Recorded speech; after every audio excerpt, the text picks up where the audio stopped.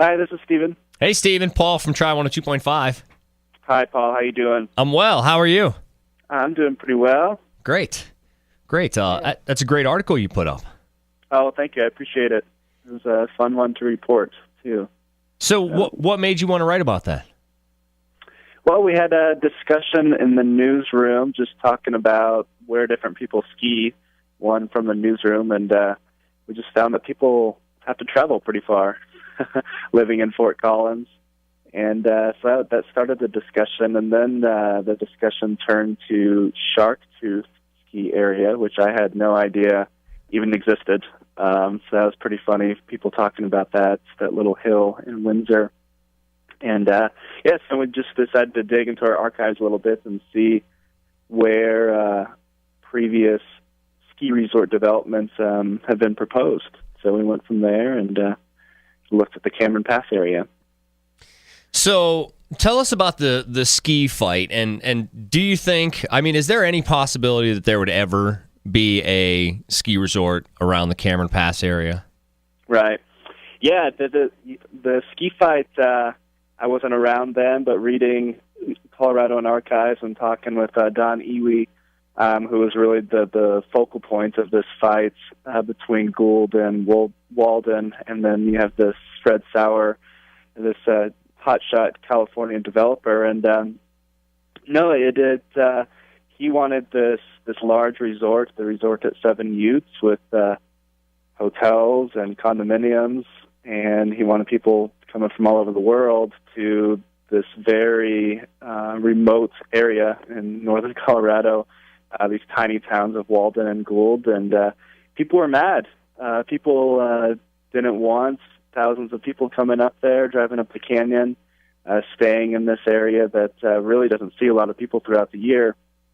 And it became pretty contentious. And talking with Don, they still talk about it every now and then, the ski fights. And talking with him and just knowing that area, it really is hard to picture a ski area up there.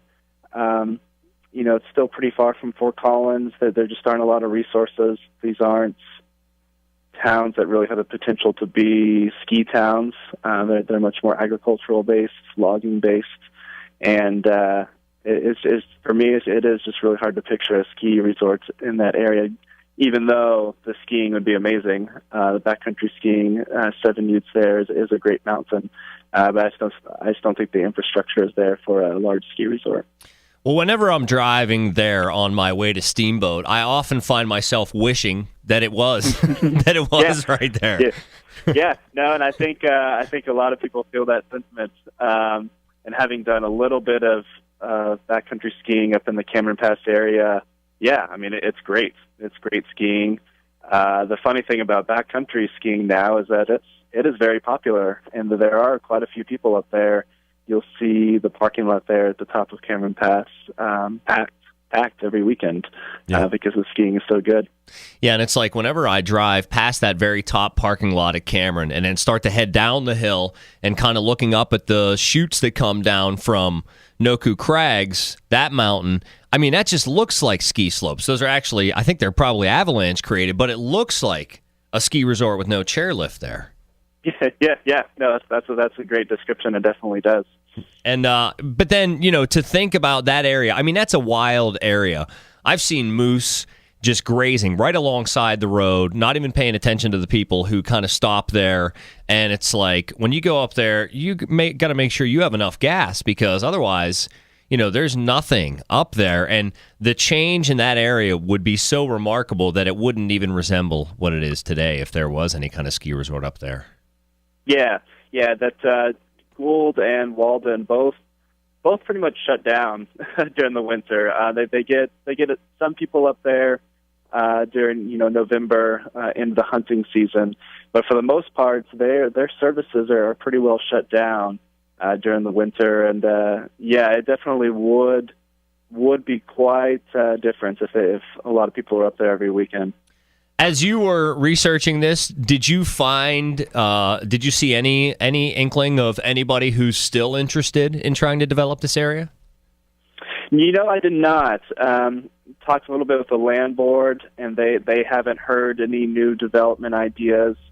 Don Iwi, he's as connected as anybody with residents up there. He hasn't heard anything new.